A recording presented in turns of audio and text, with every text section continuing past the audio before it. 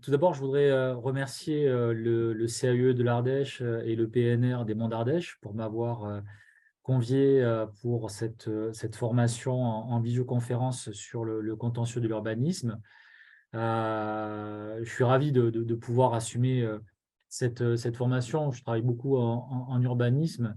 Ravi aussi d'intervenir sur le territoire de l'Ardèche. J'avais déjà fait une formation il y a quelque temps de ça sur les pouvoirs de police du maire. Et donc, je suis très heureux de vous faire cette formation-là. Alors, une formation donc, sur le contentieux de l'urbanisme. Alors, d'ores et déjà, peut-être un petit point d'attention, le fait que la formation, c'est comme ça qu'on l'a conçue avec le CAE de l'Ardèche et le PNR des Monts d'Ardèche. C'est une formation vraiment au niveau de la procédure administrative contentieuse. C'est-à-dire, l'objectif, c'est de vous donner un petit peu les règles, les principes essentiels en cas de contentieux et notamment les points de vigilance que vous devez avoir sur la procédure dans l'hypothèse où vous recevez un contentieux, soit qui vient d'un pétitionnaire auquel vous avez opposé une décision de refus à une autorisation d'urbanisme, soit alors lorsqu'il s'agit d'un recours des tiers par rapport à une autorisation d'urbanisme que vous avez donnée. Alors, d'abord, je commence par vous présenter mes excuses parce que cette formation, il y a 52 diapositives. En 2 heures de temps, ça va être compliqué de tout finir. Ne vous inquiétez pas parce que le CAUE et le PNR vous adresseront le PowerPoint postérieurement. Si vous avez des questions, bah, n'hésitez pas. Voilà, comme ça a été indiqué, vous levez la main et puis les animateurs vous donneront la parole. Et puis, on va essayer de garder un petit peu de temps d'échange à la fin sur cette formation.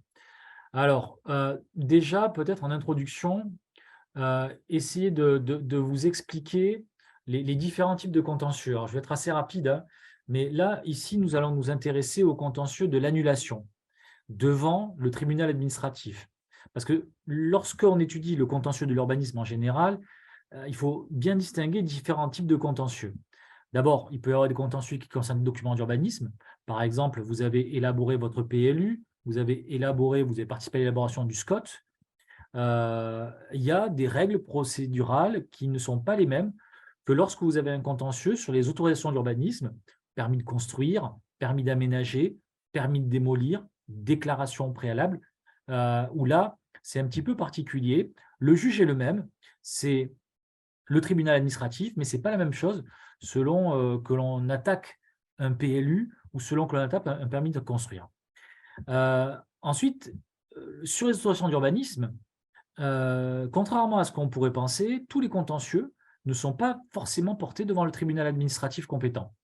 Vous pouvez avoir des contentieux qui est porté devant le juge judiciaire et notamment le juge pénal, puisqu'il est tout à fait possible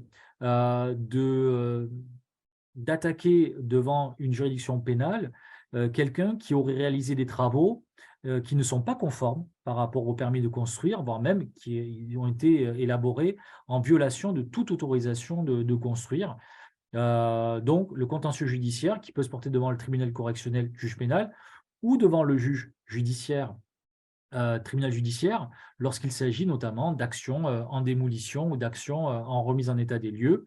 Ça, nous n'allons pas l'aborder aujourd'hui. Aujourd'hui, nous allons nous concentrer essentiellement sur le contentieux administratif des autorisations d'urbanisme et plus précisément l'annulation. Parce qu'après, derrière ça, il peut aussi avoir un contentieux indemnitaire, c'est-à-dire le fait de solliciter d'une commune, notamment lorsqu'elle délivre un permis en toute illégalité, par exemple, eh bien, le bénéficiaire du permis peut demander une réparation du fait que la commune a délivré un permis qui sera annulé par le juge administratif. Donc, il peut y avoir un contentieux indemnitaire. Mais là aussi, nous allons nous intéresser exclusivement au contentieux de l'annulation, soit qu'il s'agisse l'annulation d'un permis ou l'annulation d'un refus de permis. L'idée, c'est de voir la formation en 2 temps. D'abord, quels sont les points de vigilance que vous devez avoir au moment de l'introduction de l'instance. Et ensuite, quels sont les points de vigilance que l'on doit avoir au moment du déroulement de l'instance. Voilà, c'est pas tout à fait c'est deux temps différents, au moment de l'introduction de l'instance et au moment du déroulement.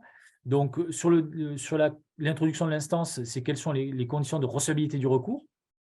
Et ensuite, sur les effets de l'introduction du recours sur l'autorisation urbanisme, c'est est-ce que c'est un effet suspensif ou pas.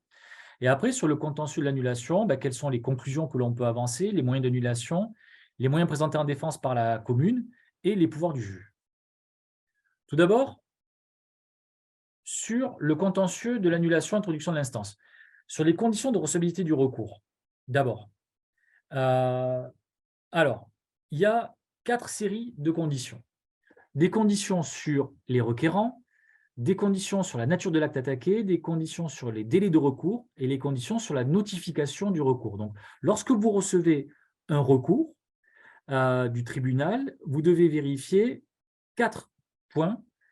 Est-ce que le requérant a intérêt pour agir? Est-ce qu'il a bien introduit sa requête? Est-ce que l'acte attaqué mérite d'être annulé ou est-ce qu'il doit être attaqué ou pas? Est-ce que la requête est présentée dans les délais de recours? Et est-ce que le pétitionnaire, est-ce que le tiers plutôt qui a fait le recours, est-ce qu'il a bien notifié son recours? Là aussi, c'est un point important. Parfois, des recours sont faits contre des permis, mais ne sont pas notifiés. Et ça aboutit finalement au rejet de la requête.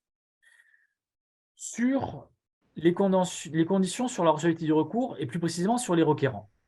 Alors, ce qu'il faut bien voir, c'est que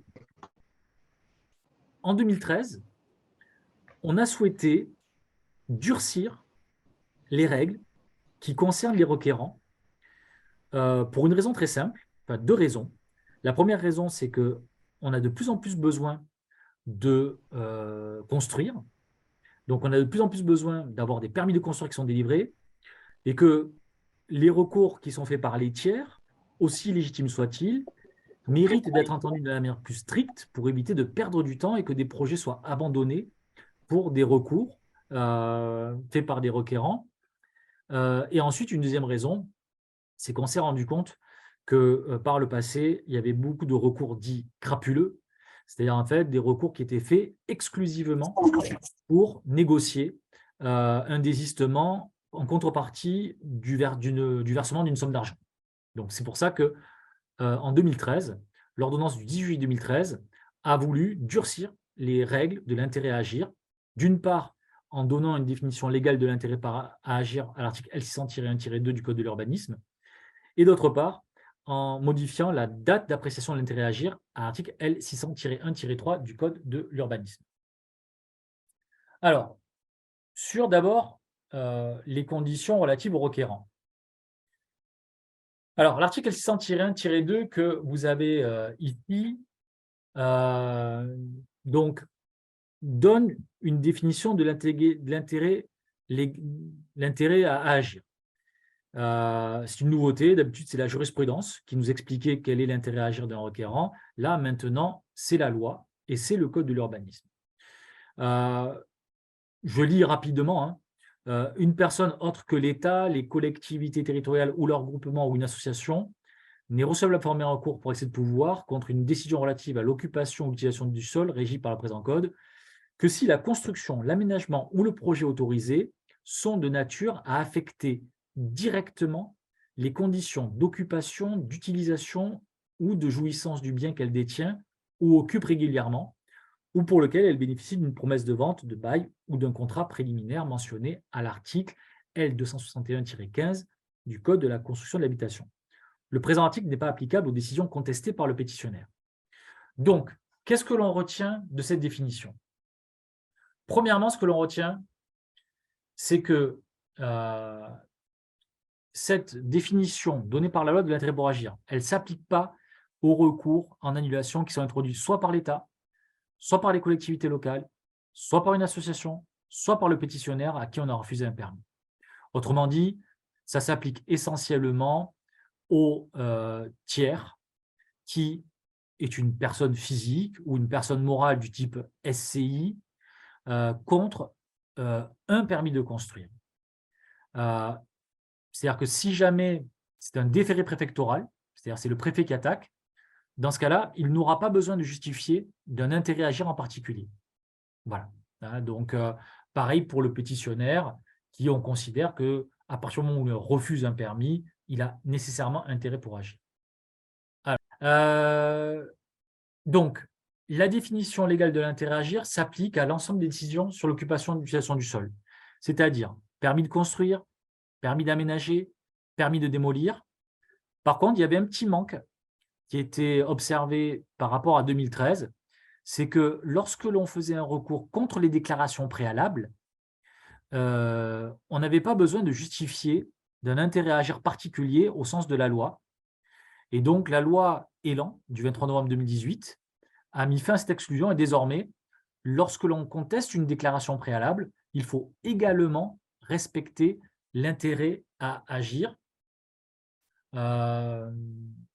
Et donc, les exigences de la définition, il est très important que lorsque un requérant conteste un permis de construire ou une déclaration préalable ou un permis d'aménager, il faut qu'il explique au juge concrètement en quoi est-ce que les travaux qui sont envisagés vont lui porter atteinte.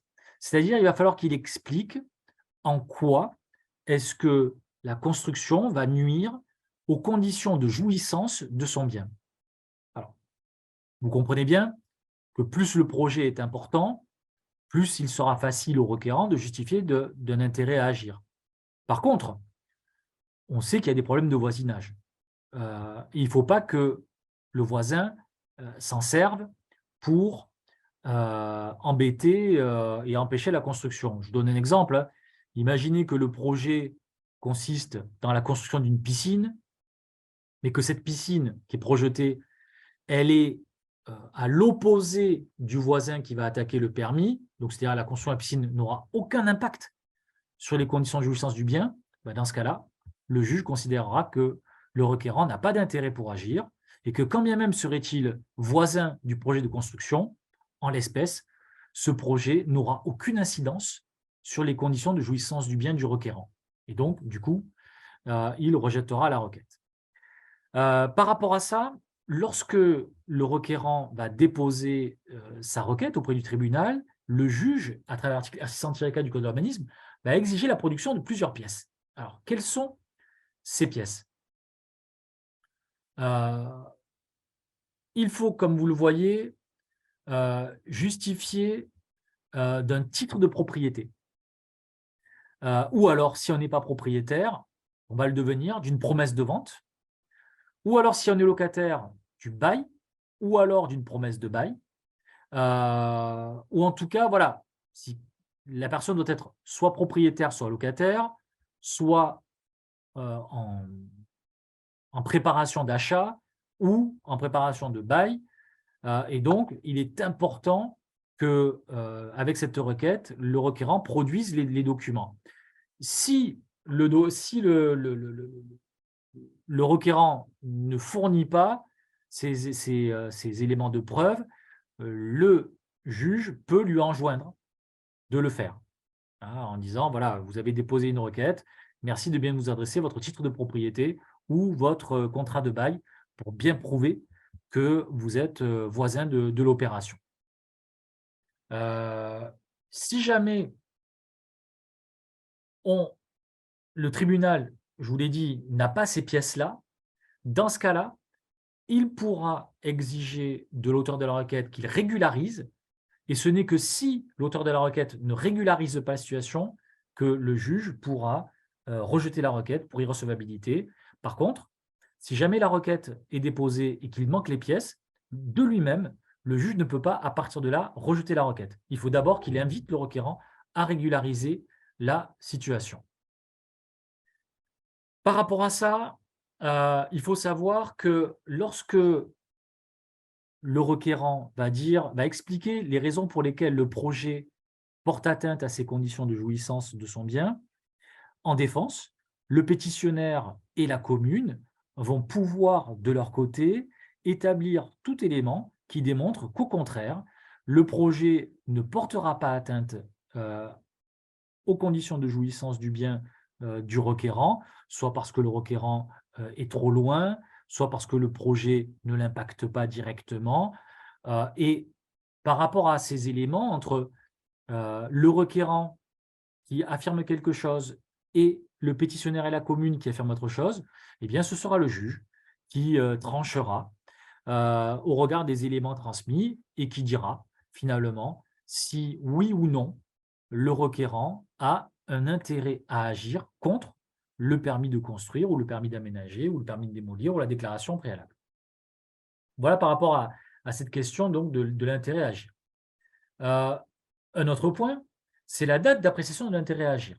Là, c'est prévu à l'article L600-1-3 du Code de l'urbanisme, qui dit ceci, donc, sauf pour le requérant justifié de circonstances particulières, l'intérêt pour agir contre un permis de construire, de démolir ou d'aménager s'apprécie à la date d'affichage en mairie de la demande du pétitionnaire. Avant, l'intérêt pour agir du requérant s'appréciait à la date de délivrance du permis. Qu'est-ce qui se passait? Eh bien, il y avait parfois, il y avait des personnes mal intentionnées qui sillonnaient un petit peu les mairies, qui voyaient qu'il y avait des permis qui étaient délivrés et qu'à partir de là, se trouvait une boîte aux lettres et puis à proximité et puis attaquer le permis. Là, maintenant, l'idée, c'est que l'intérêt pour agir sera apprécié à la date d'affichage en mairie de la demande de permis. Donc, c'est bien avant pour éviter ces recours du coup qualifiés un petit peu d'abusifs. Mais cette mesure, comme vous voyez, ne s'applique que pour les permis de construire, de démolir, de déménager, pas pour les déclarations préalables. Et donc voilà, avant, donc l'intérêt s'apprécie à la date du dépôt de la requête, multiplication des recours crapuleux, et donc la solution qu'on a trouvée, c'est l'intérêt pour agir à la date d'affichage en mairie de la demande du pétitionnaire. Et du coup, il est prévu depuis le 1er octobre 2018 que la date d'affichage de la demande du pétitionnaire doit être mentionnée dans toute décision d'octroi de permis, c'est-à-dire que lorsque vous délivrez un permis, normalement, vous devez le savoir, vous devez, dans le permis, mentionner la date à laquelle la demande du pétitionnaire a été affichée en mairie. Ça évite les recours un petit peu crapuleux. Maintenant, à titre exceptionnel, les textes ont prévu que si le requérant justifie de circonstances particulières, la date d'appréciation de l'intérêt à agir ne se fera pas à la date d'affichage de la demande. Bon, pour l'instant, c'est un peu compliqué d'identifier les circonstances particulières.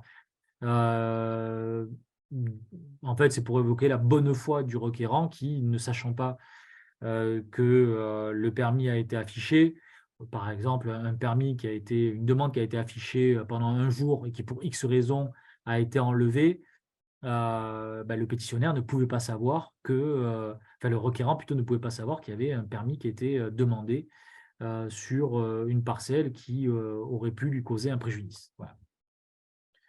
Particularité pour les associations, sur la date d'appréciation de l'intérêt à agir, L600-1-1 du Code de l'urbanisme, qui nous explique que une association n'est recevable à agir contre conditions relatives à l'occupation des sols que si le dépôt des statuts d'association en préfecture est intervenu au moins 1 an avant l'affichage en mairie de la demande du pétitionnaire.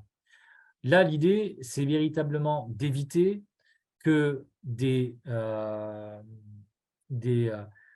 associations soient créées spécifiquement suite à un projet en particulier. C'est-à-dire qu'une fois qu'on a connaissance du projet, on se constitue une association.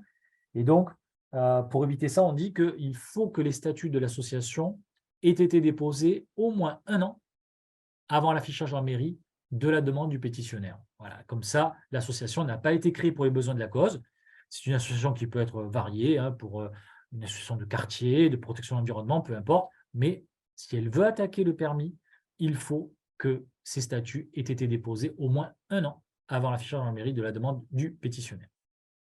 Donc ça, c'est les conditions relatives à la date d'appréciation de l'intérêt à agir. Maintenant, sur les conditions relatives à la nature. Alors, je ne sais pas, peut-être, est-ce qu'il y a des questions par rapport à ça? Je ne sais pas. Sur l'intérêt à agir. Sur le chat, il y a rien qui figure.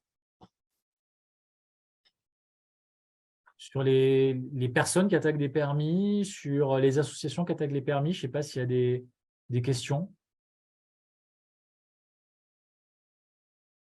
Apparemment, il n'y a pas de main qui se lève.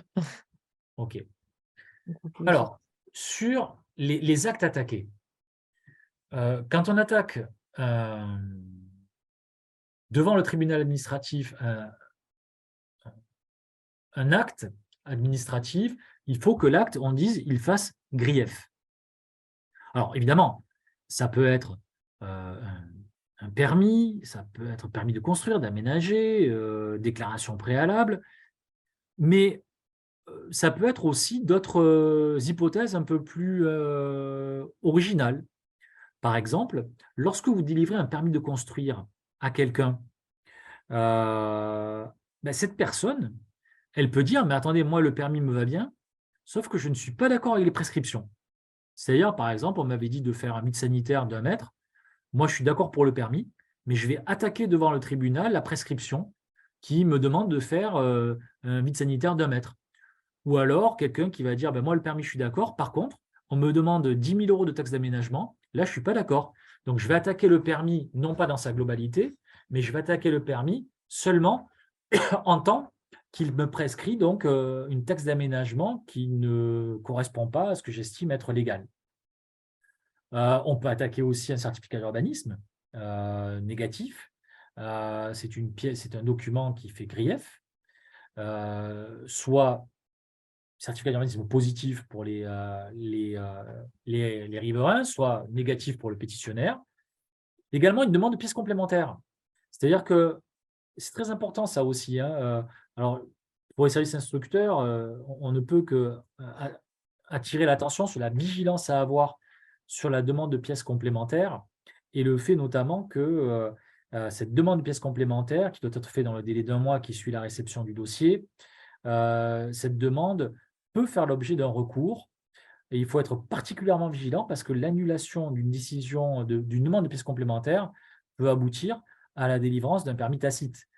Donc, il faut être particulièrement vigilant par rapport à ça et un pétitionnaire peut très bien demander l'annulation d'une telle demande devant un tribunal administratif. Par ailleurs, on peut demander l'annulation d'une lettre par laquelle l'administration constate la caducité d'un permis, c'est-à-dire le bénéficiaire d'un permis où l'administration dit bah, ce permis est caduc, c'est une décision qui fait grief, même si c'est une simple lettre, hein, et le pétitionnaire peut l'attaquer. Ou alors, si vous avez un requérant, un tiers qui vous dit je vous demande de bien vouloir reconnaître la caducité du permis, et si vous lui dites bah, non, je refuse de reconnaître la caducité du permis, cette décision qui refuse de constater la caducité du permis peut faire l'objet d'un recours aussi devant un tribunal administratif. Ou alors, si une personne vous dit bah, écoutez, moi je suis bénéficiaire d'un permis tacite, merci de bien vouloir me délivrer une attestation de permis tacite. Si vous refusez, c'est une décision qui fait grief et qui peut faire l'objet d'un recours devant le tribunal administratif. Je crois qu'il y a une question. Oui, il y a une question. Du coup, c'est quand on parle de l'affichage, nous parlons bien de la date d'affichage de l'arrêté statuant l'autorisation ou pas? Non, c'est la demande d'affichage, enfin l'affichage de la demande en mairie. C'est là, on n'est pas en train. Alors, je suis en train de parler surtout de à quelle date on apprécie l'intérêt à agir. Je ne parle pas là du délai de recours contre le permis.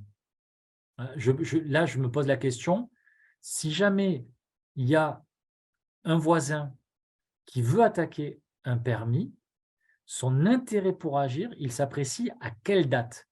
C'est-à-dire que si je viens de louer une maison à côté de chez moi et que, en fait, lorsque la demande de permis a été affichée en mairie, bah, je n'étais pas titulaire du bail, dans ce cas-là, je n'aurais pas d'intérêt à agir.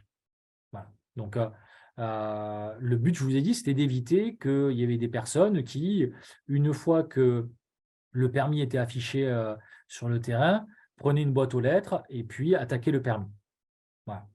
Donc là, je parle bien de la date d'appréciation de l'intérêt à agir et non pas de la date d'introduction du recours. la date d'introduction du recours, on le verra, c'est différent. C'est notamment pour un tiers, l'affichage sur le terrain. Je crois qu'il y a une deuxième question. Non. Ah, Sauf si quelqu'un a ah non, bah, parce que j'ai 2 points sur la discussion. Ah, OK. non, c'est juste la réponse, OK, très bien. d'accord, merci.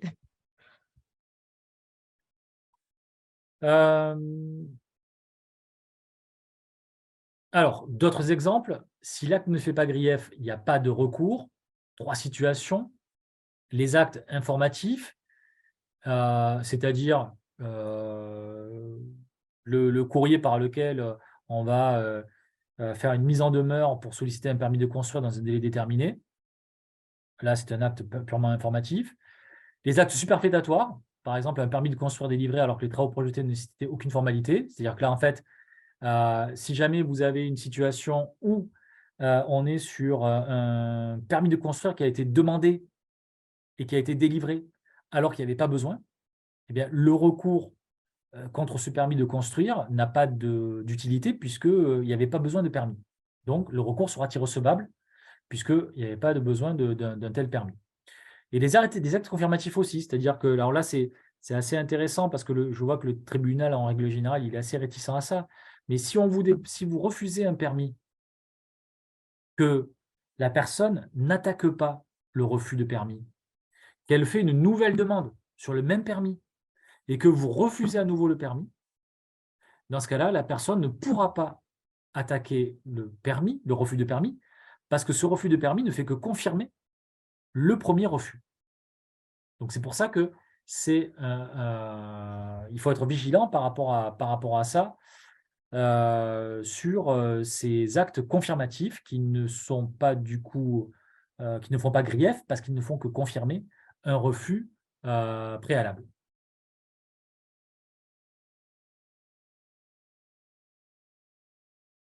Alors justement, sur les délais de recours, en principe, le délai de recours est de 2 mois francs.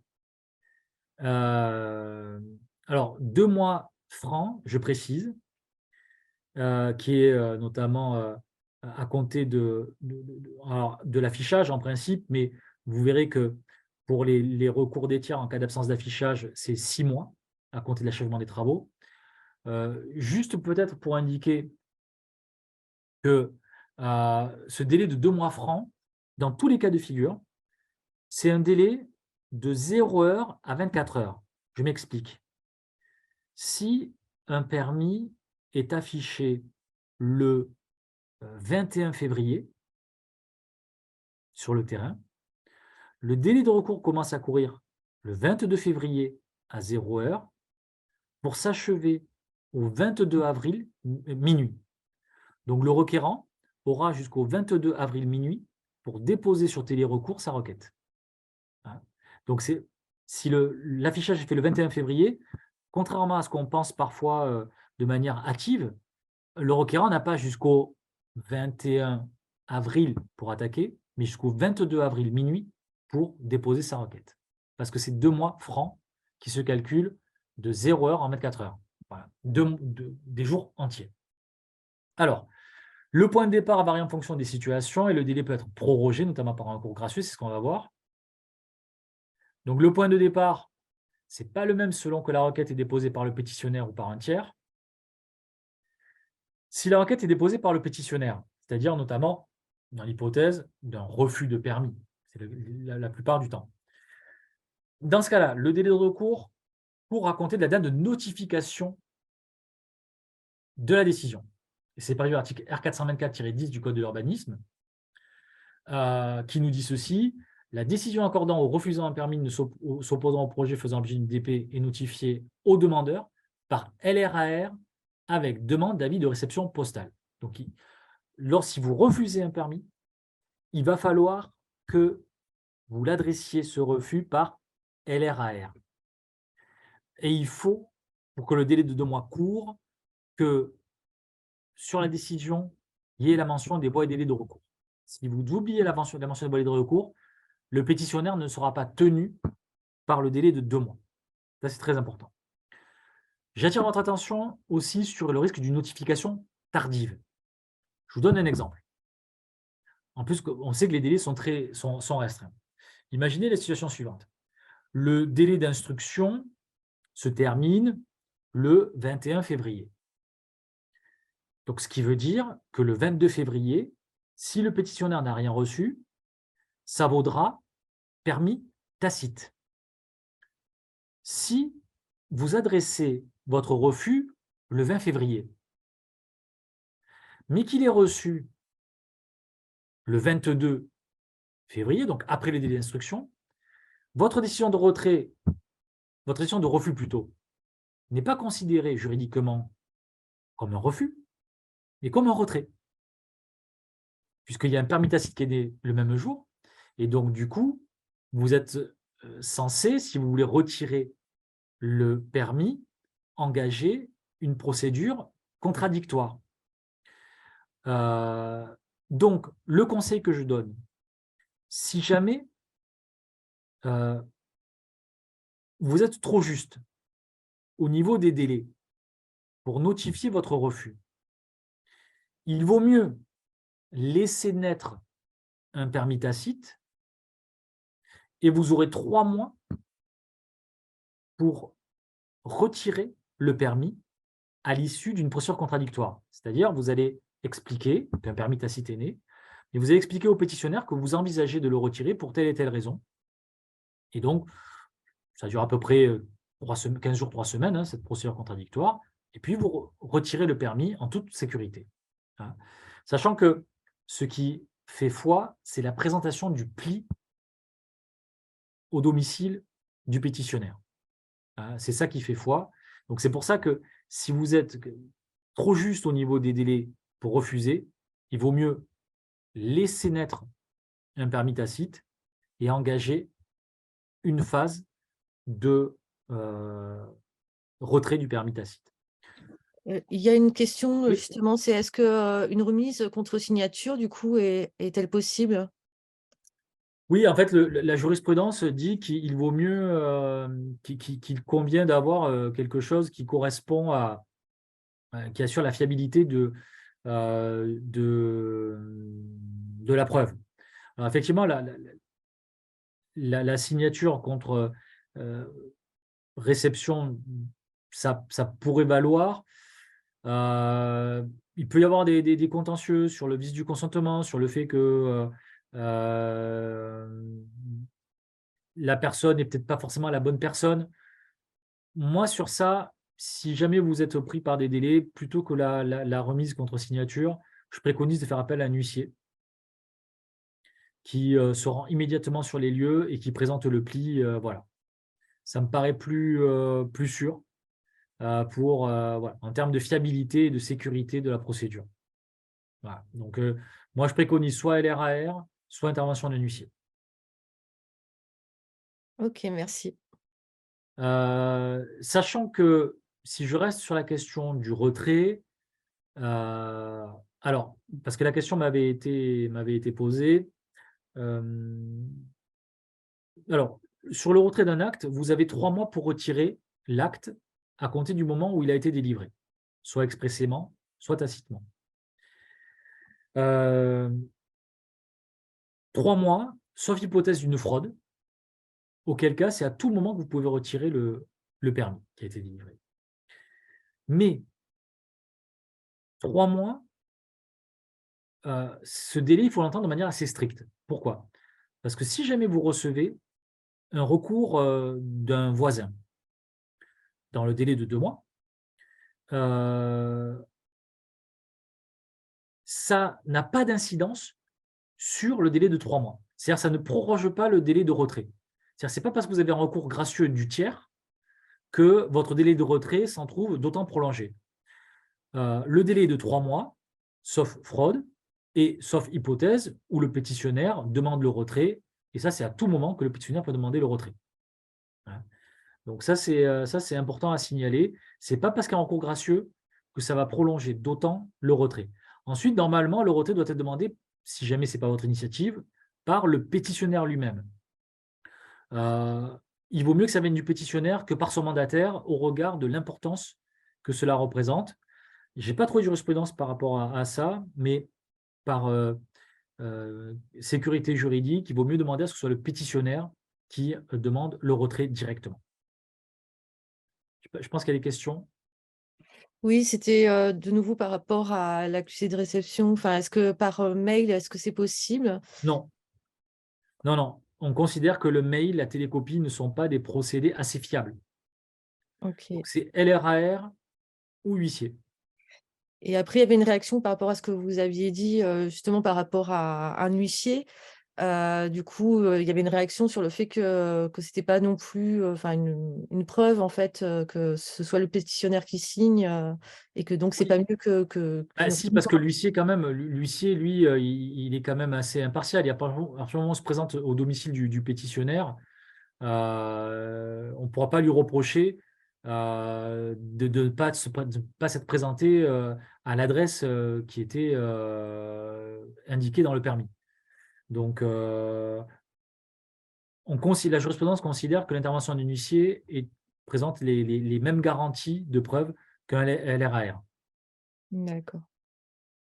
Voilà les questions, qui étaient en cours. OK.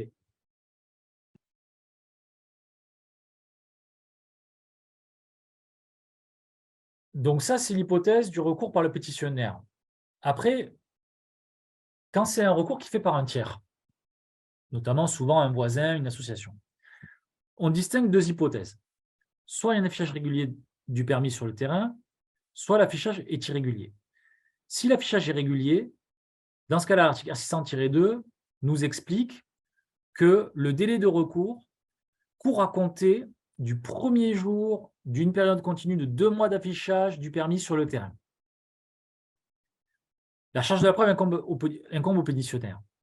Alors, ça veut dire quoi? Ça veut dire que un voisin a un délai de 2 mois pour attaquer un permis à compter de son affichage sur le terrain, à partir du moment où l'affichage est régulier, c'est-à-dire où il y a toutes les mentions nécessaires.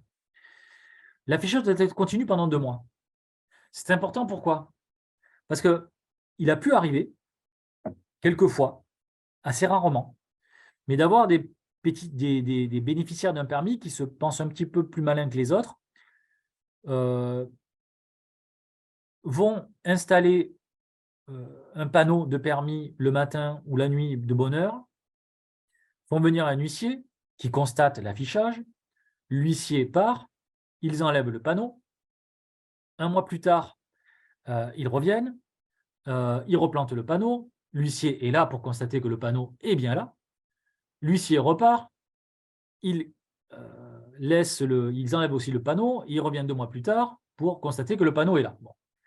Bref, ça, c'est pas très malin parce qu'en fait, bien évidemment, un constat d'huissier qui va venir au jour J à M+1 et M+2, ça va être bien évidemment un élément de preuve important, mais le pétitionnaire, plutôt le requérant, peut lui aussi, par tout élément de preuve, démontrer que tel jour, l'affichage n'était pas présent sur le terrain.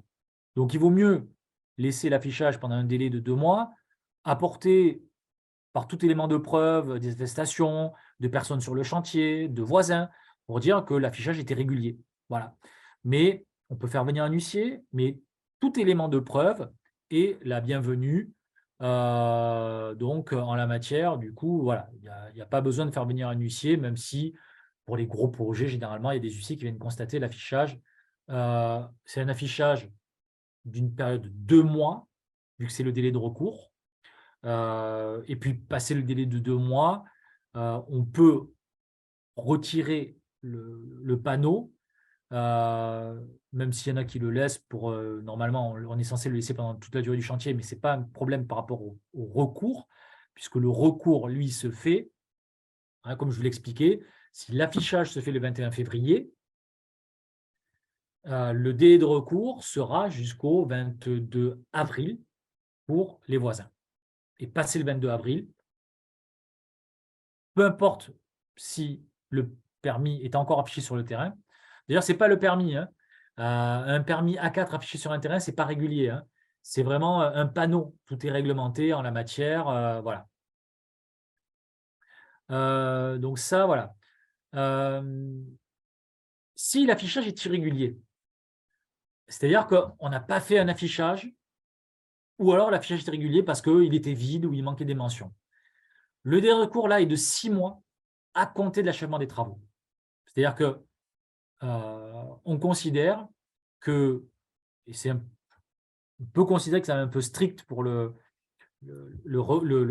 constructeur, hein, mais le constructeur qui a oublié d'afficher le permis, il va pouvoir achever les travaux. Et pour cela, bon, généralement, c'est une déclaration d'achèvement des travaux, un achèvement des matériels. Et les voisins auront 6 mois pour contester cela. Donc, c'est quand même important.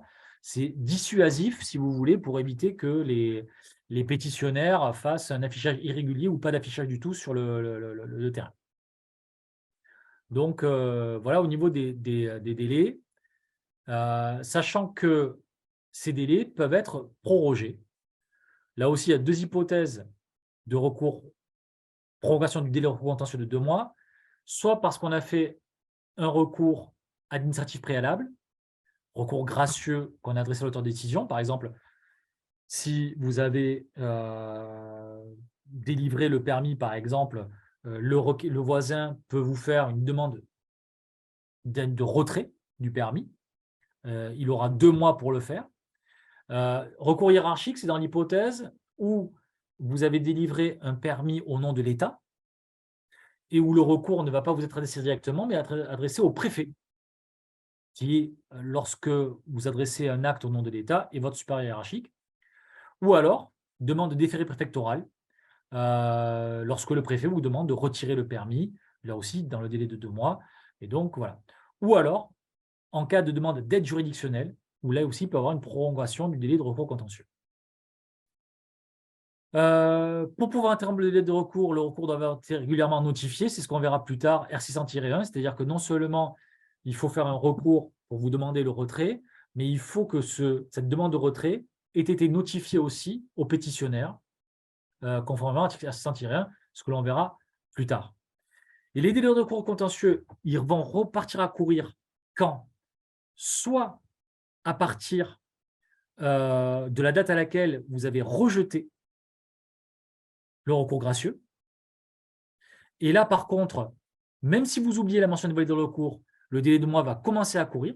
Le but, c'est d'éviter que les requérants aient un délai trop long pour attaquer un permis. Donc, si vous rejetez le refus par LRAR, je vais dire une bêtise, le 22 février, eh bien, les personnes reçoivent le refus le 24 février.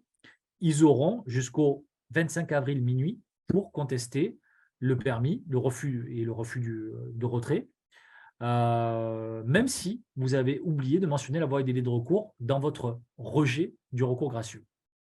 Ou alors, si vous ne répondez pas au recours gracieux, parce que vous pouvez garder le silence, lorsque vous recevez un recours gracieux de demande de retrait d'un acte et que pendant 2 mois, vous n'avez pas répondu, eh bien, il y a un recours, plutôt un rejet tacite du recours gracieux qui est fait.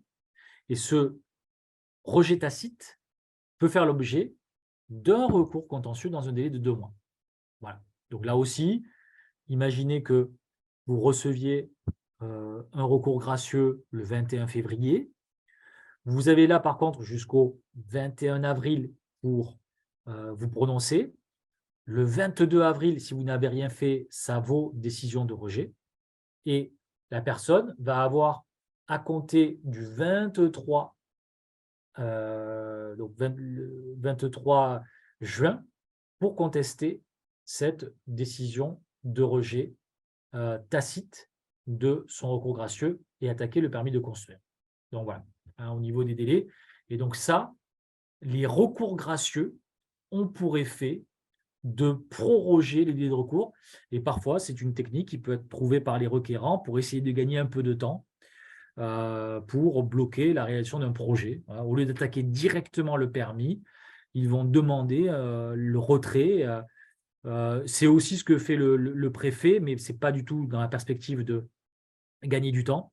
C'est juste pour permettre de manière courtoise le retrait d'un permis plutôt que d'attaquer directement devant le tribunal ce permis en question.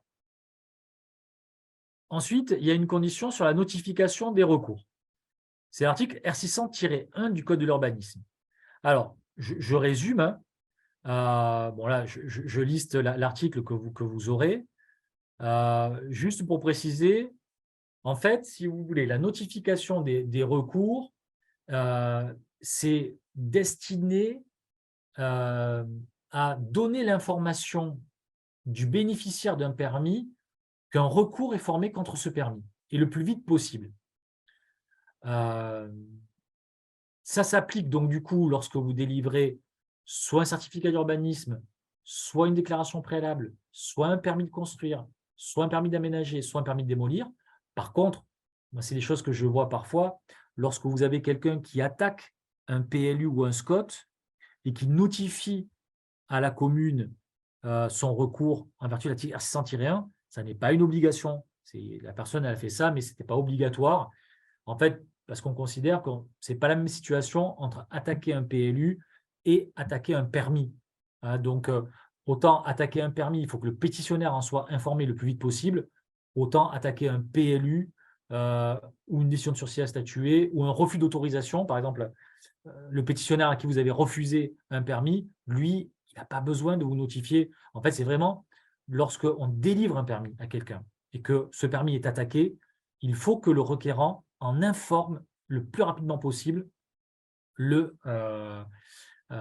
bénéficiaire du permis, ou alors, lorsque vous avez un recours qui a été fait contre un permis, le recours a été rejeté au tribunal administratif. Le requérant fait appel devant la cour d'appel compétente. Et du coup, c'est un peu comme s'il rattaquait le permis. Donc, lorsqu'il fait son appel devant la cour d'appel, il doit notifier sa requête devant la CAA au pétitionnaire et à la commune. Si jamais il oublie de le faire, alors dans ce cas-là, la requête sera annulée. Juste précision, la notification n'est pas nécessaire si on conteste un permis modificatif ou une décision modificative lorsque l'on a attaqué le permis initial. Lorsque vous avez attaqué le permis, lorsqu'un permis a attaqué le permis initial, elle n'est pas obligée de notifier son recours contre le permis modificatif. Les personnes visées par l'obligation, les préfets ou l'auteur du recours, sauf le pétitionnaire. Le préfet lui aussi doit notifier. Les délais, la notification de recours doit intervenir dans un délai de 15 jours francs à compter du dépôt du déféré. Et la notification doit être faite à la date d'envoi de la LRAR. Ce n'est pas la date de réception, mais c'est la date d'envoi. Autrement dit, imaginez, une requête est déposée au tribunal administratif le 15 février. Alors, c'est un mauvais choix parce que ça tombe le mois de février. Voilà. Donc, le 15 mars. Le 15 mars. Donc, le délai est de 15 jours francs. Donc, ça fait point de départ du délai le 16 mars. Donc, ça nous mène au 31 mars pour notifier le recours. Donc, il faudra que je dépose ma notification de mon recours au pétitionnaire et à la commune au plus tard le 31 mars. 15 jours francs à compter du dépôt du recours, qu'il soit gracieux ou qu'il soit contentieux. Et là, la seule chose que vous avez à faire, c'est de produire un certificat de dépôt. Juste précision très importante, si jamais quelqu'un attaque un permis et qu'il fait une notification du permis, du recours plutôt, par une simple lettre simple ou un simple recommandé sans accusé de réception, ça ne vaut pas. Il faut vraiment une LRAR. Donc ça, c'est très important.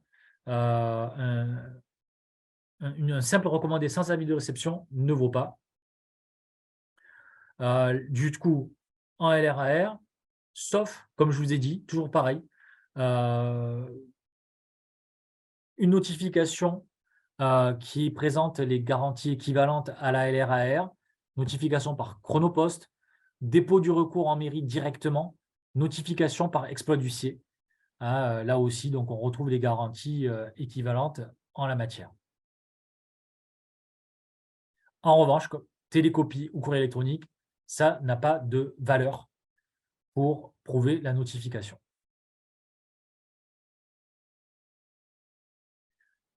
À qui doit-on notifier?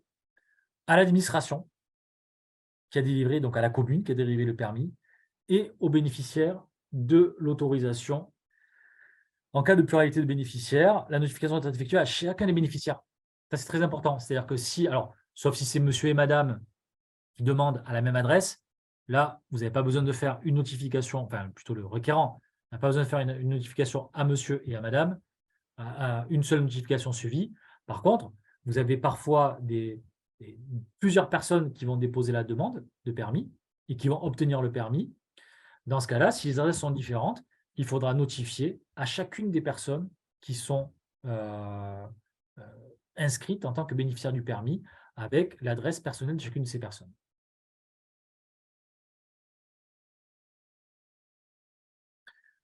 Le contenu de la notification, la seule obligation, c'est de faire une copie du texte intégral du recours. Ça, c'est la seule obligation. On ne peut pas se contenter d'un courrier qui informe la mairie et le pétitionnaire qu'un recours a été introduit.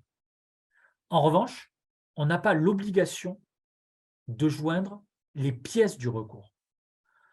Simplement le texte intégral du recours qui doit être notifié.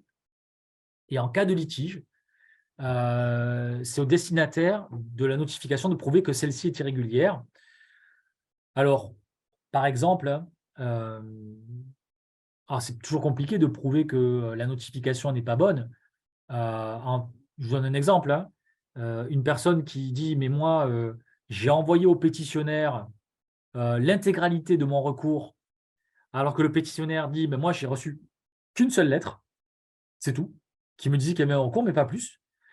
Alors, dans ce cas-là, il y a un moyen très simple de le savoir. Hein. C'est on va voir un petit peu le pli et le poids du pli, qui normalement figure sur la LRAR, quel est le poids du pli. Si le poids du pli, ça correspond à une seule page, on peut considérer que la notification est irrégulière. Si ça correspond à 15 pages qui correspondent au recours, dans ce cas-là, on peut dire que la notification est régulière. Voilà. Donc, il y a rarement des débats par rapport à ça, mais en tout cas, voilà, en cas de litige, c'est le destinataire de la notification de prouver que celle-ci est irrégulière et pas à celui qui a notifié de prouver la régularité. Sauf à expliquer que les 15 pages étaient vierges. C'est un peu, ce serait un peu, enfin, j'ai jamais lu le contentieux, mais en tout cas, voilà, c'est un petit peu osé, et on se demande l'utilité qu'il y aurait.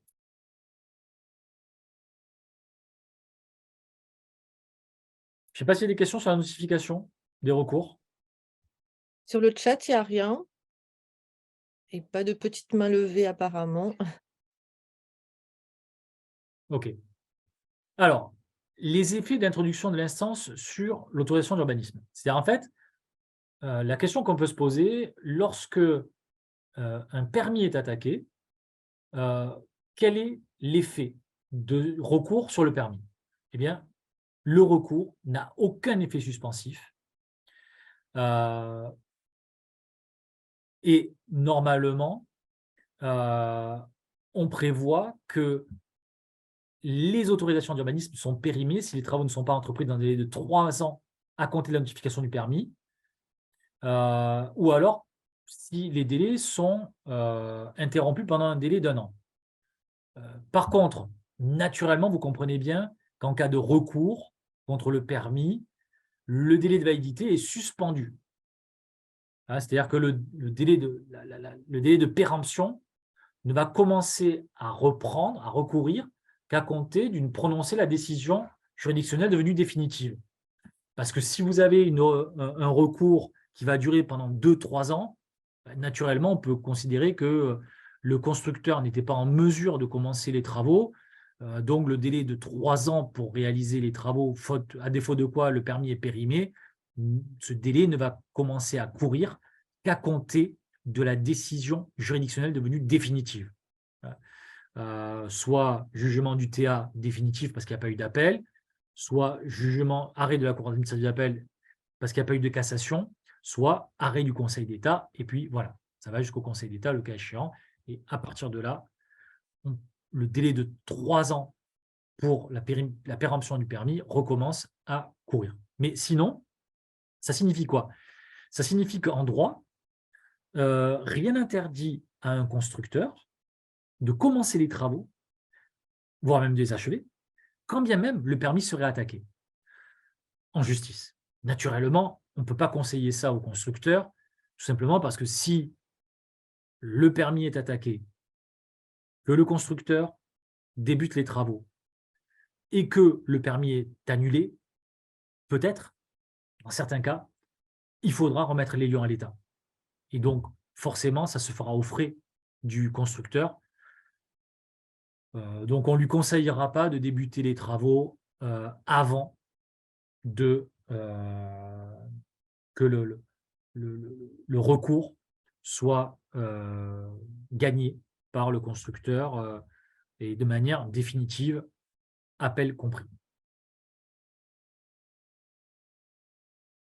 Alors, comment se déroule l'instance? Alors, on va voir plusieurs points, les conclusions, les moyens d'annulation, les moyens présentés en défense, les pouvoirs du juge. D'abord, sur les conclusions, comme je vous l'ai expliqué, que va demander le requérant? Le requérant, il va essentiellement demander l'annulation d'une décision. Soit décision de refus de permis, soit décision attribuant un permis. Maintenant, et c'est notamment vrai lorsque vous êtes sur un refus de permis, le pétitionnaire va pouvoir demander, outre l'annulation du refus, il va pouvoir demander au juge de vous enjoindre de délivrer le permis ou de réexaminer la demande de permis. Ça, c'est le juge qui va décider, mais il n'est pas rare que lorsque vous avez délivré un refus de permis, que ce refus de permis est contesté en justice, que le juge annule le refus de permis. Il n'est pas rare que si cela a été demandé, mais uniquement si c'est demandé, par le pétitionnaire, requérant, il vous enjoigne de réexaminer la demande, voire de délivrer l'autorisation. Et si vous faites appel du jugement, et que vous souhaitez, parce que l'appel, une fois de plus, n'est pas suspensif du jugement, si vous souhaitez neutraliser l'injonction du juge, il vous faudra demander au juge d'appel ce qu'on appelle de surseoir à exécution, c'est-à-dire de faire en sorte que vous ne soyez pas obligé de délivrer l'autorisation le temps que l'appel soit mené. Mais là aussi, c'est la cour administrative d'appel qui jugera du bien fondé de la demande.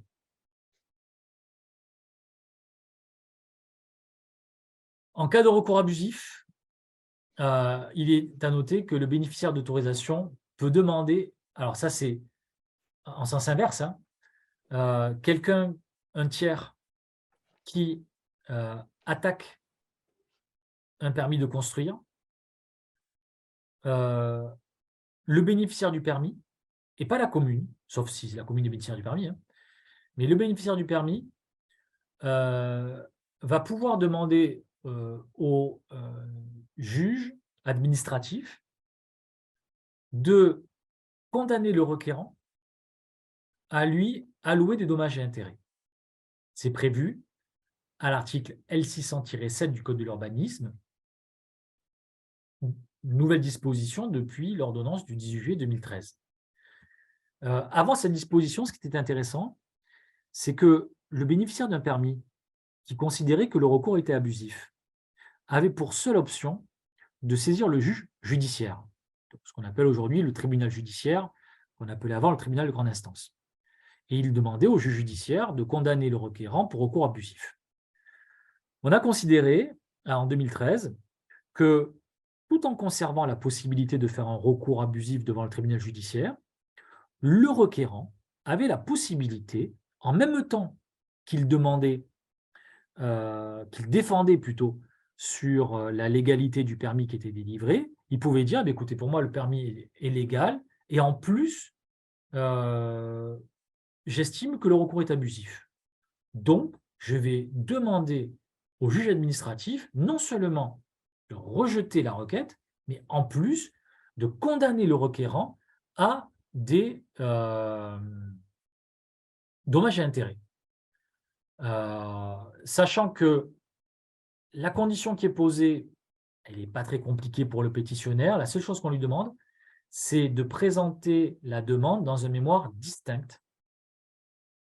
C'est-à-dire qu'il ne peut pas demander la condamnation du requérant à lui payer des dommages et intérêts dans la même requête que celle où il défend la légalité du permis, mais c'est dans un mémoire à part, un autre mémoire distinct, sinon la demande n'est pas recevable.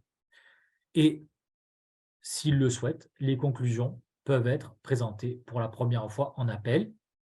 Il peut très bien, le pétitionnaire peut très bien dire, moi, en première instance, je n'avais pas demandé au juge administratif de condamner le requérant à des dommages et intérêts, mais par contre, là, maintenant, en appel, j'estime que le recours est abusif, et donc, je demande au juge de condamner.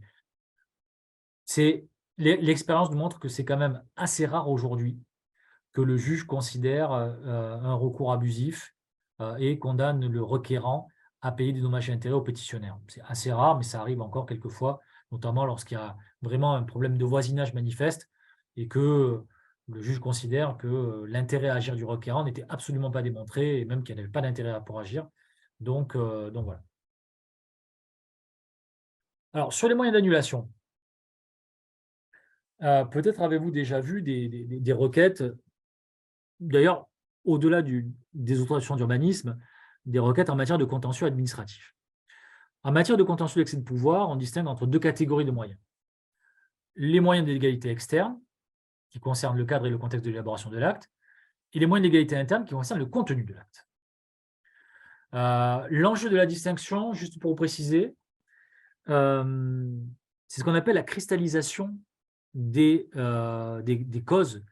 Et donc, le fait que si à l'expiration du délai de recours contentieux, le requérant, par exemple, n'a présenté qu'un moyen de légalité externe sur la compétence de l'auteur de l'acte, passé le délai contentieux de 2 mois, il ne pourra pas soulever des moyens de légalité interne.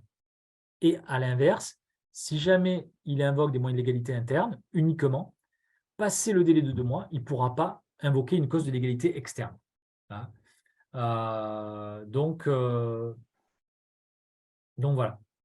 Moyens de légalité externe, c'est essentiellement 3 moyens.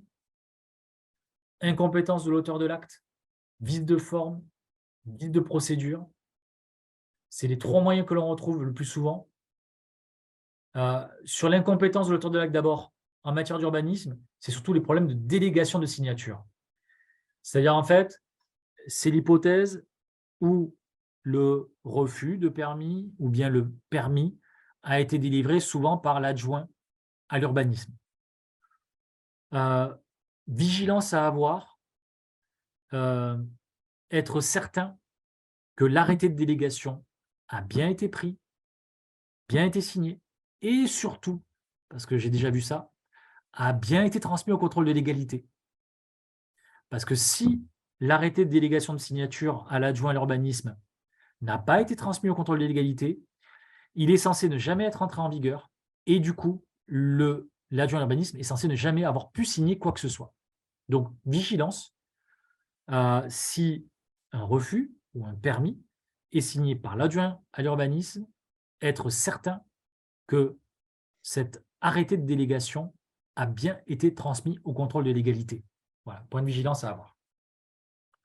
Vice de forme, c'est surtout l'insuffisance ou l'absence de motivation ou l'identification de l'auteur de l'acte. Alors, insuffisance ou absence de motivation, très important, hein, lorsque notamment vous refusez un permis, il faut vraiment que vous expliquiez les raisons de droit ou de fait pour lesquelles le permis a été refusé.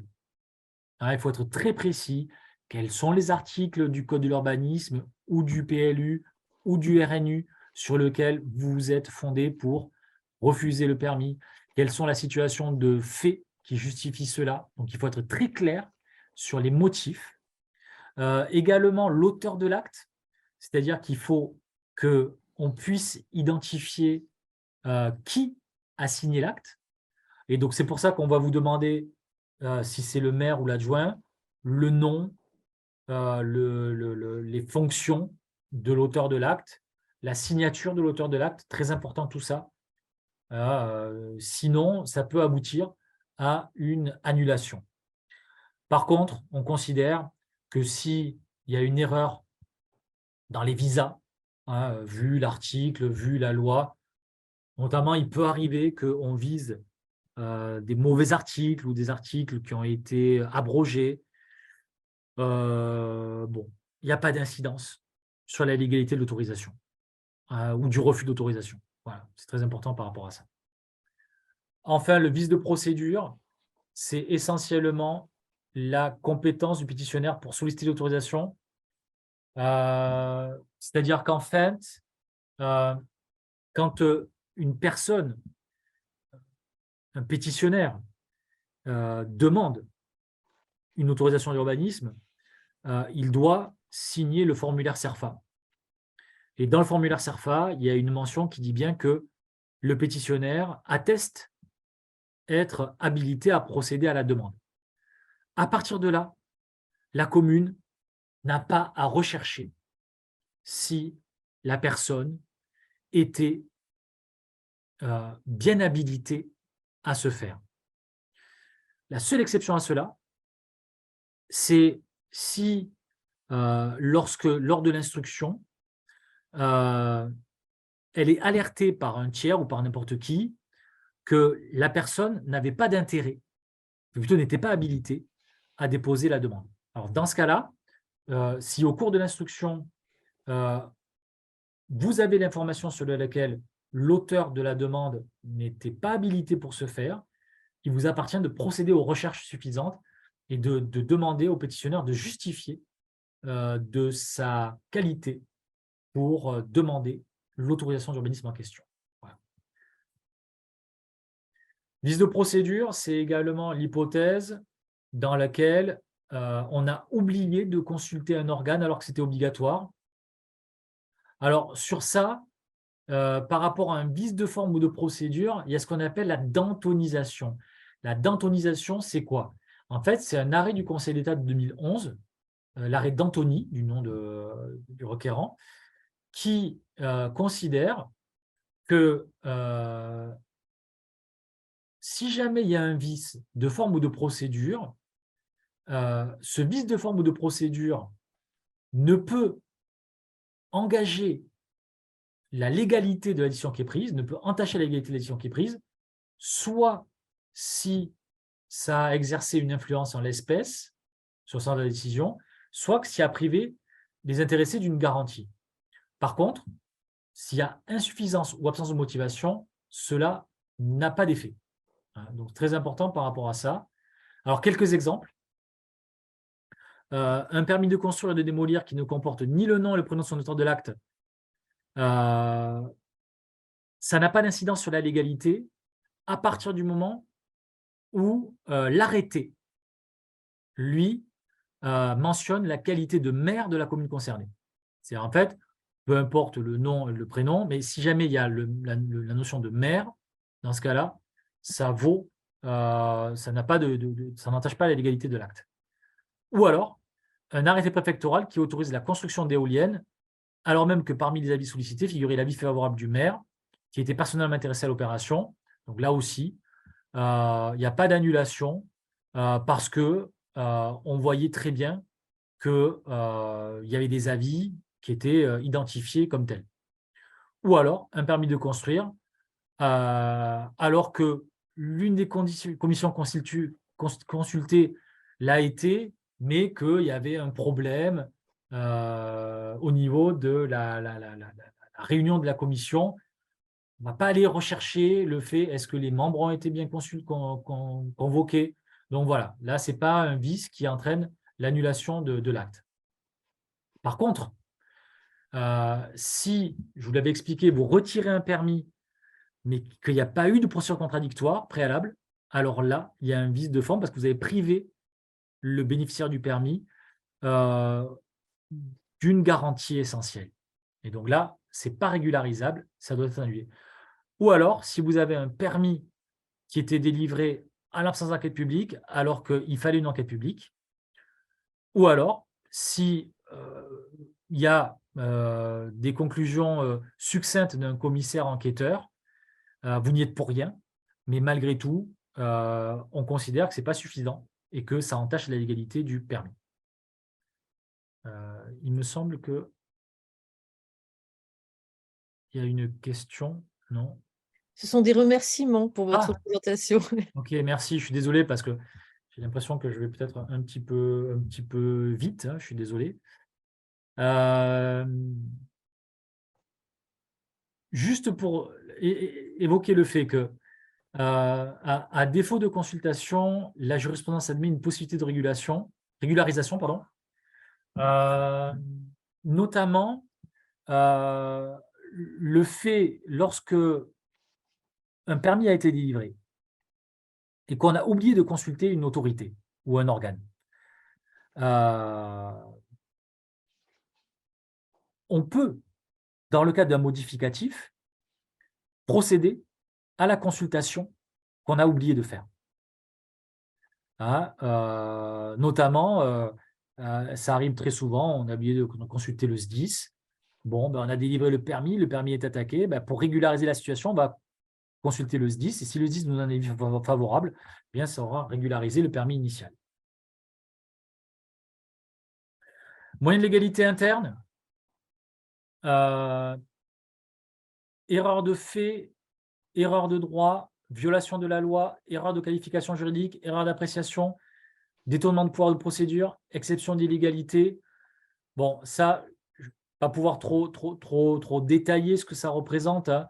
En fait, le moyen de légalité interne, c'est vraiment sur le fond. C'est-à-dire, est-ce que quand vous avez délivré le permis, est-ce que vous êtes trompé, par exemple, vous considériez que la hauteur de la construction était à 8 mètres, alors qu'en fait, dans les faits, la hauteur de la construction est à 9 mètres.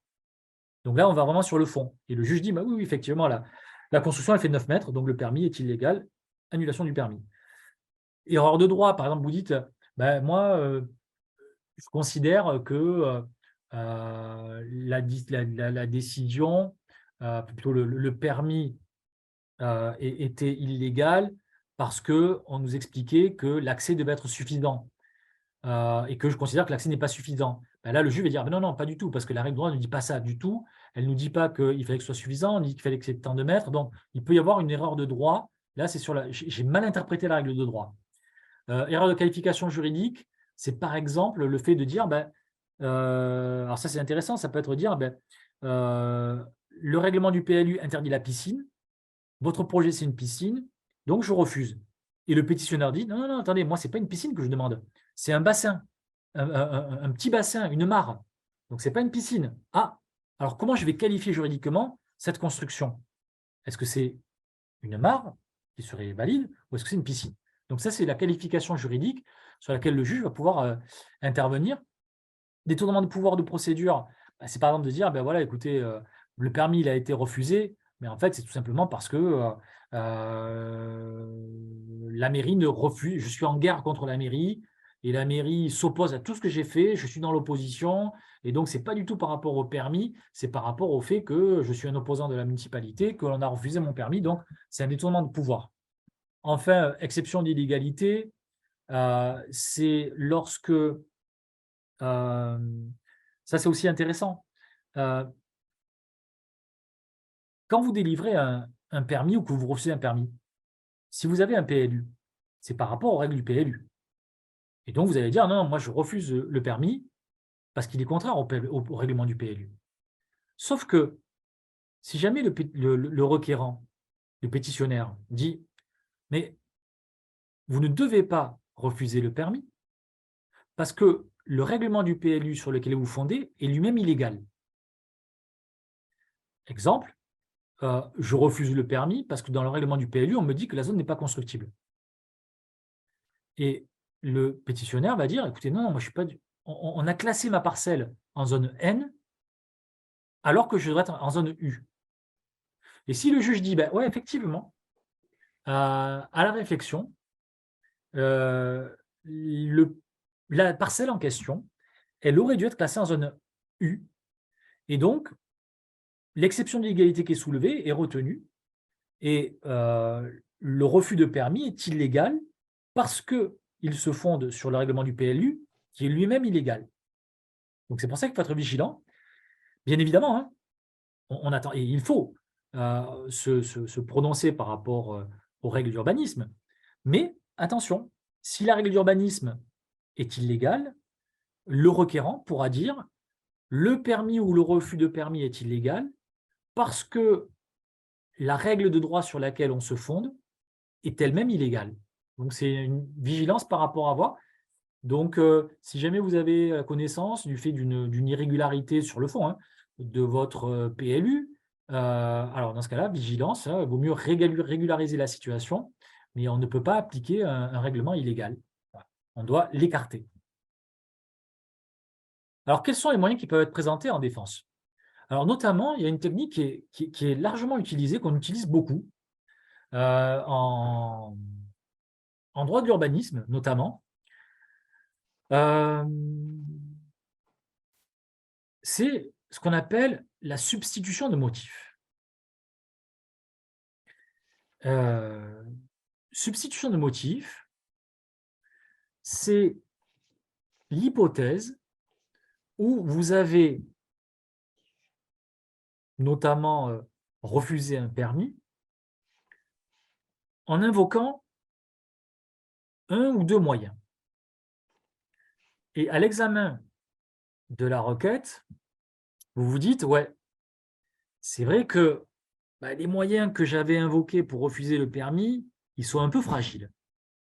Mais en même temps, vous vous dites, mais à la réflexion, il y a d'autres moyens qui auraient justifié le refus. Et donc, devant le juge, vous allez en premier temps défendre la légalité des moyens à l'appui de votre refus, mais en même temps, et parallèlement à ça, vous allez demander au juge de dire, si jamais vous deviez considérer que les motifs ne sont pas pertinents, alors vous retiendrez d'autres motifs. Hein. Notamment, alors, il faut se fonder sur la situation à la date de la décision, hein, et pas postérieurement. Et ça vous permet finalement de présenter de nouveaux moyens que vous n'avez peut-être pas fait forcément figurer dans votre refus, et de dire au juge, mais voilà, retenez ces moyens, et en disant, mais de toute manière, j'aurais refusé le permis si je m'étais fondé sur d'autres moyens. Donc ça, c'est assez intéressant. C'est une technique qu'on utilise souvent, notamment lorsqu'on a refusé un permis peut-être un peu à la hâte et où on n'a pas vu tous les moyens d'illégalité, et qu'après, à la réflexion, on se dit, mais de toute manière, il y avait un problème d'accès, il y avait un problème d'évacuation des eaux de pluie, et donc j'aurais pris la même décision si jamais je m'étais fondé sur ces moyens. Et donc, on peut présenter ça la première fois en instance ou en appel, devant le juge du fond, devant le juge de référé suspension. Et c'est une technique, la technique de substitution de motifs, qui est souvent utilisée par les communes à l'appui de leur demande de rejet de la requête. Les pouvoirs du juge. Alors, les pouvoirs du juge, d'abord, il y a ce qu'on appelle la cristallisation des moyens. La cristallisation des moyens. Non, ouais, c'est ça. Alors, cristallisation des moyens. Article R600-5.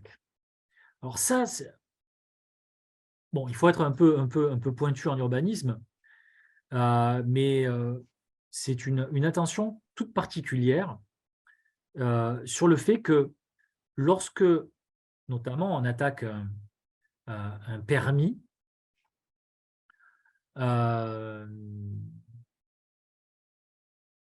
normalement, le requérant ne peut pas invoquer n'importe quel motif à n'importe quel moment. L'idée, c'est quoi? L'idée, c'est de dire, le requérant dépose sa requête avec les motifs d'annulation du permis. Un mémoire en défense est présenté, soit par le pétitionnaire, soit par la commune. Une fois que le mémoire en défense est déposé, le requérant va disposer d'un délai de 2 mois pour présenter de nouveaux arguments. Mais, passé ces 2 mois, le requérant ne pourra plus développer de nouveaux moyens. Quel est l'objectif? L'objectif, c'est d'éviter, parce qu'on l'a déjà vu, qu'un requérant distille ses moyens au fil de l'eau pour gagner du temps. C'est-à-dire qu'en fait, l'idée, c'est que le requérant veut gagner du temps, il attaque le permis, son objectif, c'est que la construction soit débutée le plus tardivement possible. Et donc, il va faire sa requête avec 2 moyens. La commune et le pétitionnaire vont défendre. Et puis, paf, le requérant distille un nouveau moyen. La commune et le pétitionnaire vont devoir répondre à ce nouveau moyen. Et puis, un nouveau moyen derrière du requérant. Donc, le but, c'est d'éviter de gagner du temps par des procédés dilatoires et donc déposer de nouveaux moyens à chaque fois. Donc, l'idée, c'est de dire, lorsque la commune ou le pétitionnaire défend sur les arguments, à partir de là, plus de nouveaux moyens, passer le délai de 2 mois qui suit la communication de ces mémoires. Sachant qu'à tout moment, le juge pourra fixer une nouvelle date. Je crois qu'il y a... Il y a une question. C'est ça. Du coup, je m'interroge au sujet de la substitution des moyens devant le juge. Est-ce que le pétitionnaire a un délai pour réagir aux nouveaux moyens? Alors, ça, c'est le déroulement de l'instruction. Bien évidemment, le juge va accorder un délai pour permettre au pétitionnaire de répondre. Sachant que j'ai oublié de préciser un point très important, enfin, j'aurais peut-être même dû commencer par là. Au niveau des délais pour répondre, souvent quand vous recevez une requête, on vous dit vous avez un délai de 30 jours ou de 2 mois pour répondre. Je tiens à vous rassurer, ce délai n'est pas un délai impératif. Les délais impératifs, c'est lorsque vous avez une clôture d'instruction ou alors on va vous dire, voilà, sachez que vous devez déposer vos observations avant telle date, à partir de quoi nous pourrons procéder à une clôture d'instruction. Voilà. Mais lorsque vous recevez une requête où on vous donne 30 jours ou 2 mois pour répondre, sachez que ce n'est qu'indicatif. Vous n'êtes pas tenu par ces délais-là. Voilà. Et donc après, c'est le juge qui maîtrise la procédure, et c'est le juge qui va expliquer dans quel délai est-ce que le pétitionnaire va pouvoir répondre, sachant qu'après, il pourra faire une clôture d'instruction, il pourra rouvrir l'instruction, pourra la reclôturer le cas échéant, mais bien évidemment, on va laisser comment ça s'appelle, au pétitionnaire, comme à la commune, un délai pour répondre. Tout à fait. Donc ça, c'est voilà, la création des moyens, c'est pour éviter des procédés dilatoires.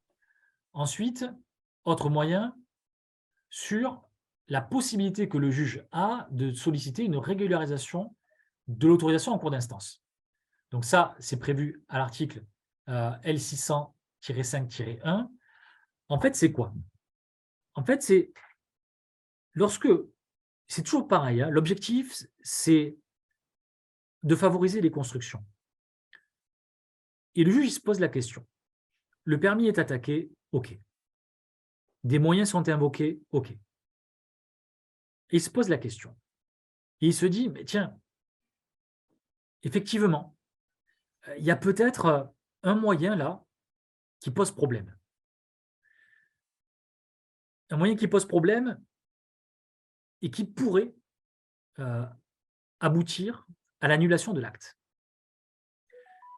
Et le juge peut se dire, mais en fait, ce moyen, notamment, c'est le vice de procédure, où on a oublié de consulter une autorité.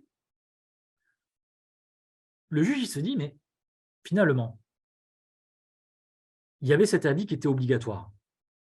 On a oublié de consulter la structure en question. Ben, moi, je considère que c'est le seul moyen qui est pertinent. Donc, ce que je vais faire, c'est que je vais surseoir à statuer. Et je vais dire aux parties, voilà, moi, il y a un moyen qui me paraît fondé, mais le moyen, en l'occurrence, il peut être régularisé. Les parties vont dire oui, non. Voilà. Mais après, il va dire, ben voilà, moi, je dis, allez, je fixe un délai, s'il considère que c'est justifié, hein, je fixe un délai au pétitionnaire pour régulariser la situation. Et si dans ce délai, la régularisation est intervenue, eh ben, le sursis à statuer s'arrête et puis il va pouvoir juger sur le fond. Et notamment, s'il estime que la régulation est faite, il rejettera la requête. Voilà, si vous voulez, le but, c'est vraiment d'éviter de devoir annuler au bout d'un an ou deux un permis, alors que oui, il y a un vice, mais ce vice est régularisable en cours d'instance. Donc, pourquoi annuler le permis définitivement? Voilà, simplement le régulariser. Ça, c'est un pouvoir du juge. Hein. C'est lui qui décide. Hein. L600-5-1, il peut le faire. Alors, on peut également, hein, il peut dire que, enfin, on peut soi-même régulariser un vice de procédure, hein, mais ça fait partie des pouvoirs du juge. Autre pouvoir du juge, alors oui, exemple de vice régularisable, insuffisance du dossier de demande, c'est-à-dire le dossier de demande est incomplet, ok, bah, il manque telle pièce. Bah, le juge va dire au pétitionnaire, merci de bien vouloir transmettre cette pièce. Et si la pièce est nickel, si sur le fond c'est bon, eh ben, il considérera que c'est régularisé. Ça peut être l'absence d'accord du service gestionnaire des voies en cas de création d'un nouvel accès requis en application des règles du POS. Voilà, en fait, il fallait l'accord du service gestionnaire des voies. Il n'y est pas, donc je vais demander d'obtenir cet accord pour régulariser. Ou alors, s'il n'y a pas eu de mise à disposition du public de l'étude d'impact avant la délivrance du permis de construire. Hein, on va demander à ce que l'étude d'impact soit mise à disposition du public. Absence de motivation de la décision par laquelle le maire a accordé au constructeur une dérogation à l'obligation de créer des aires de stationnement. Là aussi, hop, on va demander de régulariser la situation en la matière en demandant de motiver la décision de dérogation à l'obligation de créer des aires de stationnement. Défaut d'avis conforme, voilà, j'ai oublié l'avis conforme de l'ABF, ben, je vais demander, voilà. Par contre, voilà, ce que j'ai expliqué, il faut que ce soit régularisable. Et par exemple, si jamais le terrain est inconstructible ou si jamais il y a des risques et que ce n'est pas régularisable, dans ce cas-là, je ne vais pas pouvoir demander de régulariser la situation et je devrais annuler le permis. Donc, tout n'est pas régularisable en la matière. Autre pouvoir du juge, annulation partielle de l'autorisation. Article L600-5 cette fois-ci. Alors là, on considère que l'autorisation n'est pas régularisable, mais que, en fait, ça n'est qu'une partie du projet qui est illégale. Et du coup, au lieu d'annuler la totalité du permis, je vais annuler la partie du projet qui peut être annulée. Et le Conseil d'État, lui, identifie 2 cas dans lesquels l'annulation peut être prononcée, notamment lorsque l'autorisation est divisible. Exemple, c'est ce que je vous disais tout à l'heure, un permis de construire est délivré, le contentieux ne concerne finalement que la taxe d'aménagement. Donc, le juge ne va pas annuler tout le permis, mais simplement la question sur la taxe d'aménagement. Ou alors, autre exemple, le projet qui est accordé consiste dans un permis de construire avec une piscine. Il se trouve que la villa est autorisée, mais la piscine est égale. Et bien dans ce cas-là, on pourra annuler seulement l'autorisation en tant qu'elle autorise la piscine. On considère que l'autorisation est divisible. Voilà. Donc voilà, donc si l'autorisation est divisible ou si une illégalité affecte une partie identifiable du projet, et ça peut être régularisé par un arrêté modificatif. Voilà, donc là, c'est un peu la même idée, hein, sans qu'il soit nécessaire que la partie légale soit divisible du reste du projet. Donc là, c'est l'hypothèse où il y a une régularisation qui est envisageable par un arrêté modificatif. Voilà. Et du coup, 19h07, voilà, on a réussi à faire les 52 diapos. Je suis désolé si j'ai été très rapide, mais ça peut être l'occasion d'engager une discussion ou de répondre à vos questions.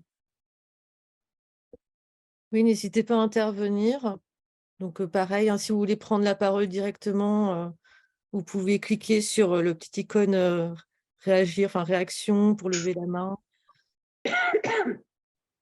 Un mandataire annule un permis qui a été autorisé par la mairie, sans problème, qu'il annule donc 14 mois après. Il demande à la mairie d'annuler le permis 14 mois après. Oui, alors, déjà, d'une manière générale, à tout moment, un pétitionnaire peut demander le retrait du permis qui lui a été accordé, à tout moment. Le pétitionnaire ou le mandataire? Alors, le texte du Code de l'urbanisme parle du pétitionnaire. Le pétitionnaire, c'est le propriétaire. Pas forcément, c'est celui qui a été habilité à déposer la demande. Ce n'est pas forcément le propriétaire, hein. Le pétitionnaire, c'est la personne qui a demandé, et ce n'est pas à confondre avec le mandataire, hein, qui est souvent le maître d'œuvre du projet.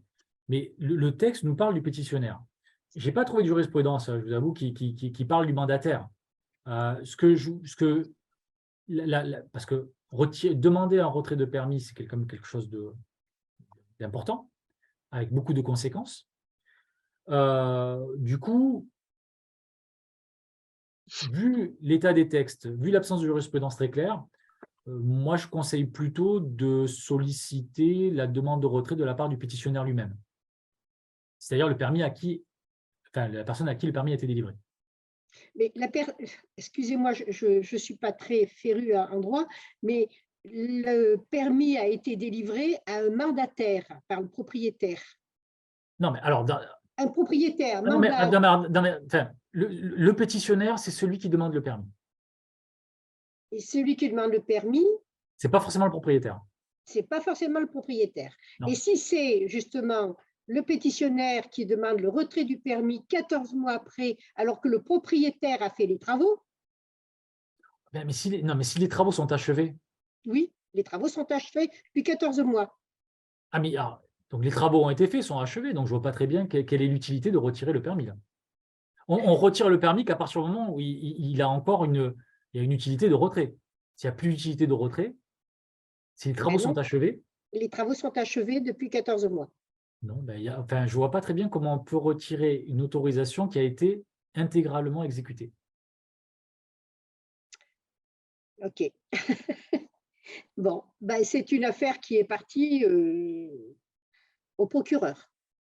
Parce que là, après, si vous voulez, voilà, je pense que on est vraiment…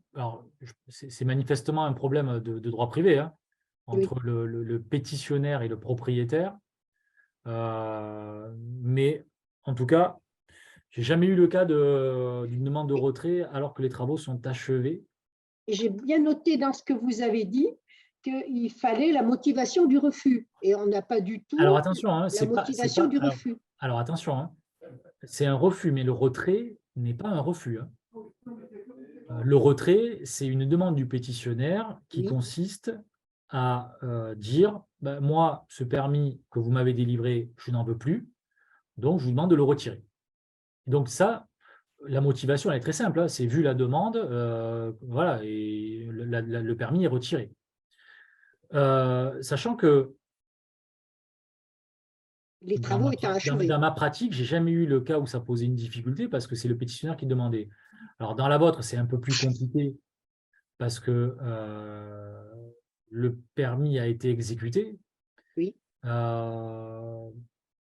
ne vois pas de jurisprudence qui aurait été rendue à ce propos. Bon,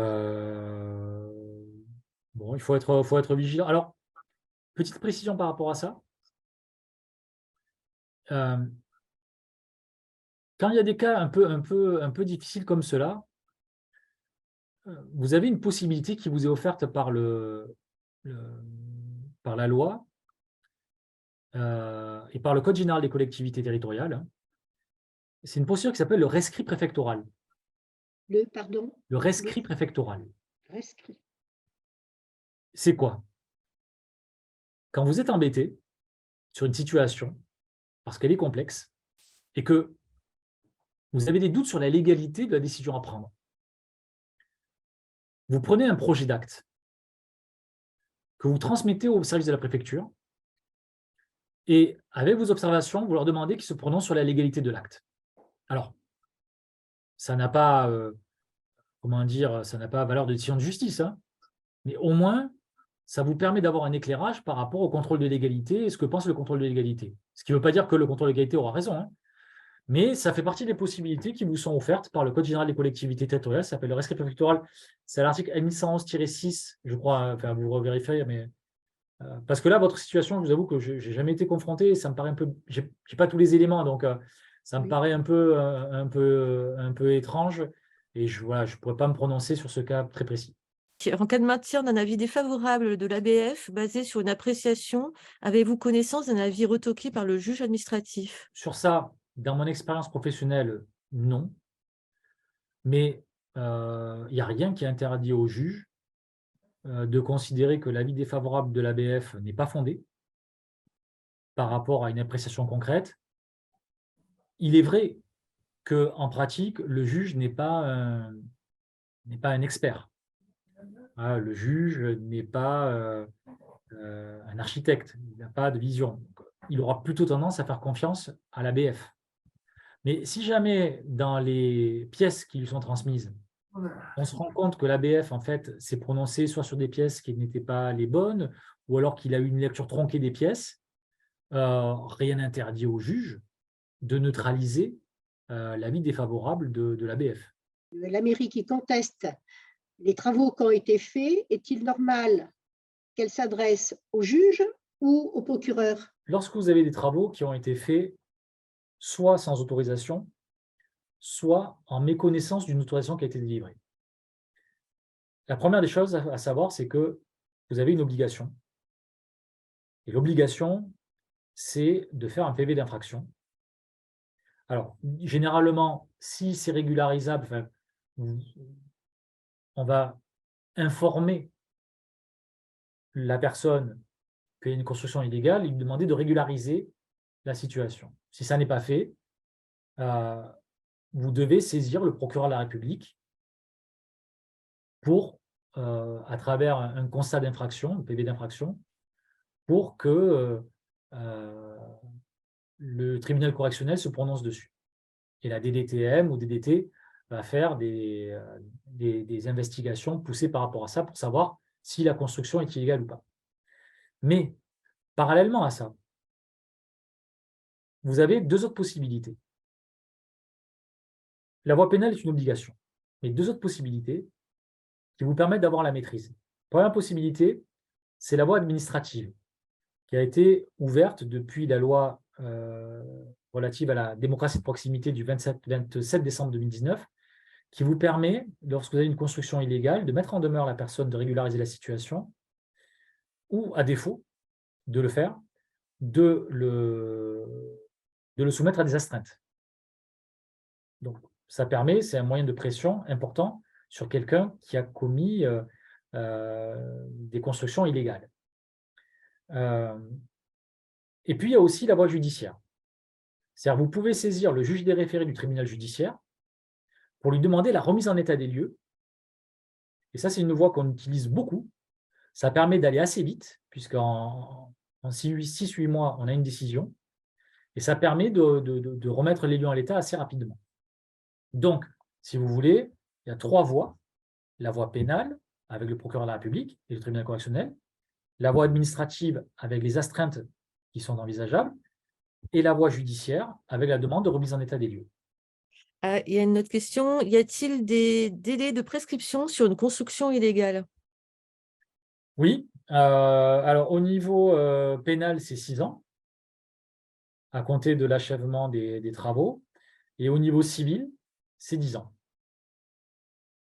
Oui, du coup, la personne dit d'où l'intérêt d'agir tôt. Oui, d'une manière générale, enfin, bon, moi, mon expérience m'a montré que quand on était face à des constructions illégales, plus on agit vite, plus c'est efficace. Au-delà des délais de prescription, bien évidemment. Parce que si les délais de prescription sont acquis, alors là, on ne pourra pas demander la remise en état des lieux. Mais d'une manière générale, à partir du moment où vous constatez une construction illégale, il faut agir rapidement. Si la construction n'est pas achevée, il vous appartient de prendre un arrêté interruptif de travaux pour bloquer la poursuite des travaux. Est-ce que la pose de panneaux photovoltaïques relève donc de construction illégale? Si ça n'est pas autorisé par le PLU ou si ça ne s'insère pas dans l'environnement, enfin, la pose de photovoltaïque, normalement, fait l'objet à minima d'une déclaration préalable, hein. Donc, Oui, la construction illégale, c'est une fois de plus, c'est soit une construction qui a été édifiée sans autorisation ou en violation avec une autorisation qui a été délivrée. Sinon, on va pouvoir conclure. En tout cas, Maître Merlan, bah, merci beaucoup. oui, Merci. merci Il y a eu des beaucoup. retours, en effet, sur le chat pour bah, la qualité de votre présentation et des remerciements. Oui. Voilà. Merci.